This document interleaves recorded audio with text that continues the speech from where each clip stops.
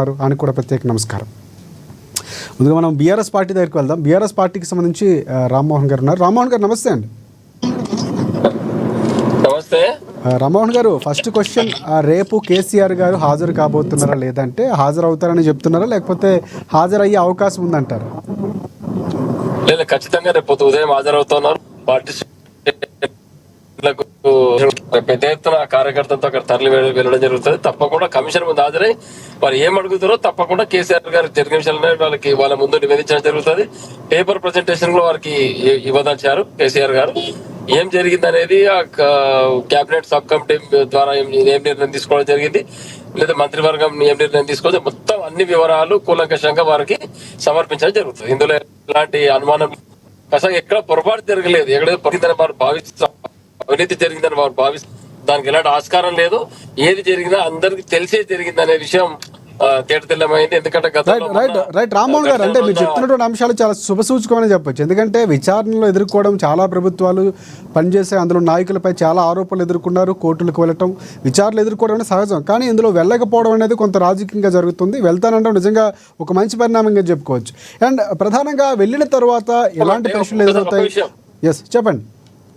ఒక విషయం ఇందులో వెళ్ళకపోవడం అంటే కమిషన్ కూడా తన పరిధి దాటి ప్రవర్తించినప్పుడు రాజకీయంగా నాయకులు కూడా అధినాయకులు కేసీఆర్ గారు ఆలోచన చేస్తారు. కాబట్టి ఆ విషయంలో గతంలో జరిగిన కమిషన్ హాజరు విచారణ విషయంలో అదే జరిగింది. కాబట్టి కేసీఆర్ గారు మంచి నిర్ణయం తీసుకుని అందరూ భావించారు. తర్వాత ఎందుకంటే సంబంధం లేని విషయాలు మాట్లాడడం, రాజకీయపరమైన అంశాలు మాట్లాడడం, కమిషన్ పరిధిని దాటి మాట్లాడితే ఎవరికైనా ఇబ్బంది అవుతుంది.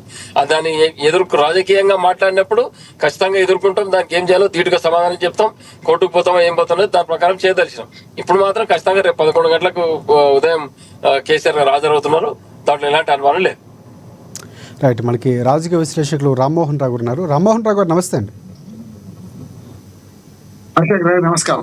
ఎస్ సార్, కేసీఆర్ గారు వెళ్ళబోతున్నారనేది దాదాపుగా ఖాయమైంది. సో హరీష్ రావు గారు చెప్పారు, ప్రజెంటేషన్ ఇచ్చాక వెళ్తానని అప్పుడు కూడా క్లారిటీ ఇచ్చారు, వెళ్ళారు, వచ్చారు. ఆయన అక్కడ ఏం జరిగిందో ప్రతి ప్రశ్నకు సమాధానం చెప్పాను, ఇవ్వాల్సినటువంటి డాక్యుమెంట్స్ కూడా కొన్ని సమర్పించినట్లు ఆయన కొన్ని అంశాలు చెప్పినటువంటి పరిస్థితి కనిపిస్తుంది. సో ఈ అంశాన్ని అంటే కేసీఆర్ వెళ్ళటం, కమిషన్ ఎదుర్కోబోతుండడం, సో ఇవన్నీ అంశాలు చూసుకుంటే బీఆర్ఎస్ పార్టీ స్టాండ్కు సంబంధించి కానీ కేసీఆర్ స్టాండ్కి సంబంధించి కానీ ఒక ముందడుగు పడుతుంది. సో విచారణ ఎదుర్కోవడం అనేది ఏ విధంగా చూడాల్సిన అంశం అంటారు? రాజశేఖర్ గారు, మీకు అట్లాగే మిత్రులు టీఆర్ఎస్ నాయకుడు రామ్మోహన్ గారికి, అట్లాగే మనకు అమాన్యూస్ ప్రేక్షకులు నమస్కారం. 2 నిమిషాలు మాట్లాడుకోవాలి. పీసీ ఘోష్ కమిషన్ ఇప్పటికీ విచారణ చివరి దశకు వచ్చింది. 400 పేజీల నివేదిక రెడీ అయిందని చెప్పారు. తర్వాత 2 నెలలు పొడిగించడం వల్ల, 7వసారి పొడిగించడం వల్ల 3 ముఖ్యమైన రాజకీయ నాయకులు పిలిచారు. నేను ఇంకొక అధ్యక్షుడు కూడా చెప్పాను, అంటే అప్పటి సబ్ కమిటీలో ఉన్న 3 ఇద్దరిని పిలిచారు, ఈటల రాజేందర్ గారిని, హరీష్ రావు గారిని, ముఖ్యమంత్రిగా మాజీ ముఖ్యమంత్రిగా కేసీఆర్ ని పిలిచారు. కానీ ఆ సబ్ కమిటీలో ఉన్న అది తుమ్మల నాగేశ్వరరావు గారిని దిగురడని నేను అభ్యర్థన చేశాను. ఆయనే సుమోటగా వస్తా అంటున్నారు కనుక మంచిది. అంటే ఇప్పటిదాకా ఈ సాక్షులు విచారించిన 135 మంది సాక్షులలో చాలా మంది అధికారులు ఉన్నారు, అనధికారులు కూడా. కోదండరామ్ గారు వెళ్ళారు, మీ ప్రకాష్ గారు వెళ్ళారు. ఇట్లా కొందరిని వాళ్ళే స్వచ్ఛందంగా మేము వస్తామన్నప్పుడు కానీ, లేకపోతే కమిషన్ ఉచితమని భావించిన వాళ్ళని పిలిచారు, మాట్లాడారు, చూసామని.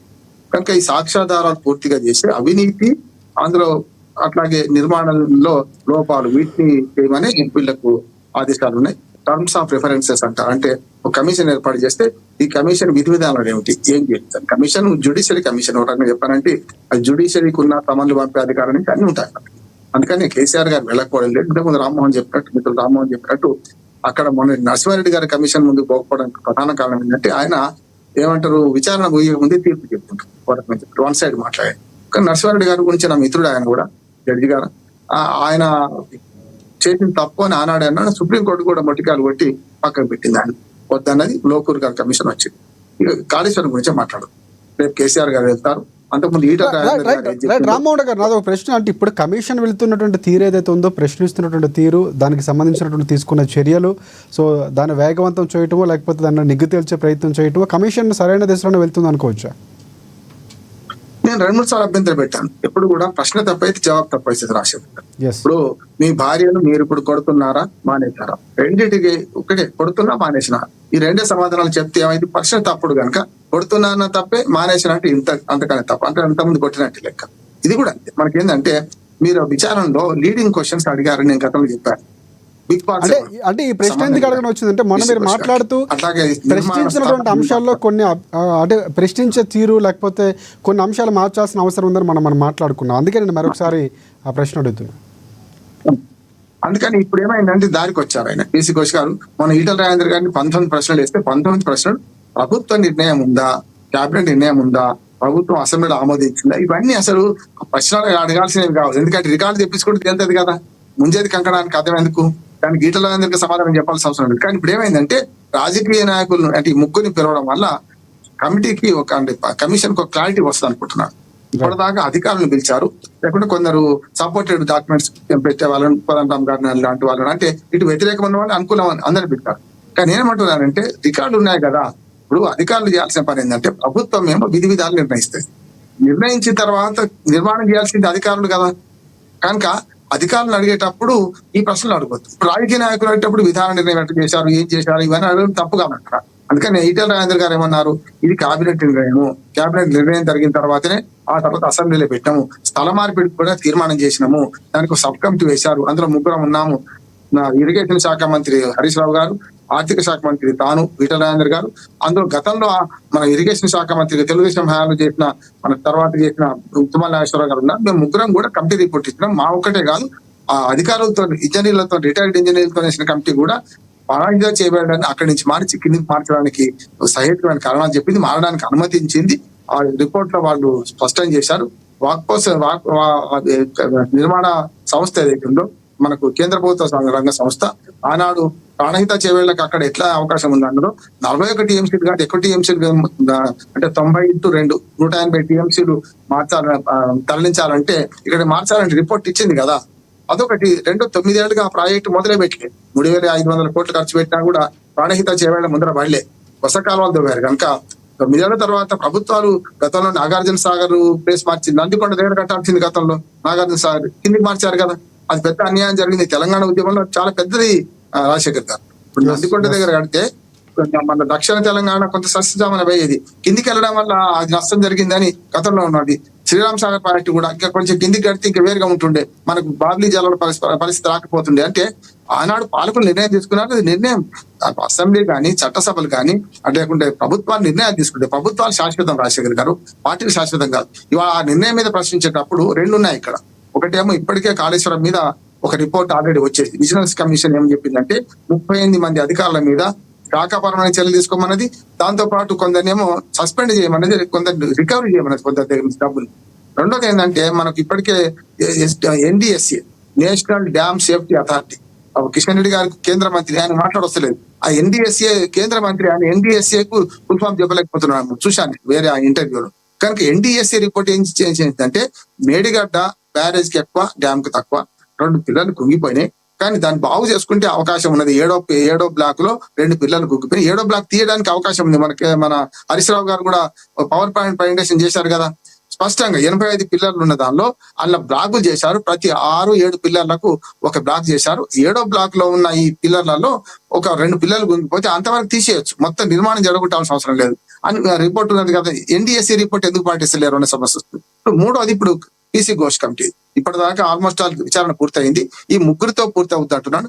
కేసీఆర్ గారు కూడా స్పష్టంగా ముఖ్యమంత్రిగా తీసుకున్న నిర్ణయాలు డాక్యుమెంటేషన్ ఉంటది, డాక్యుమెంట్ మొత్తం ప్రభుత్వం దగ్గర వీడుకోవాల్సిన అవసరం లేదు మన రాజశేఖర్ గారు. ఎందుకంటే ఇప్పుడు ప్రపంచం పూర్తిగా అడ్వాన్స్ అయిన సందర్భంలో ఆనాటి నిర్ణయాలు, క్యాబినెట్ నిర్ణయం ఫలానది అంటే వాళ్ళకి గూగుల్లో కూడా దొరుకుతుంది మనకు ఏం నిర్ణయం చేశారని, బహిరంగ పరిచయం కదా, బహిరంగానే ఉంటది కదా.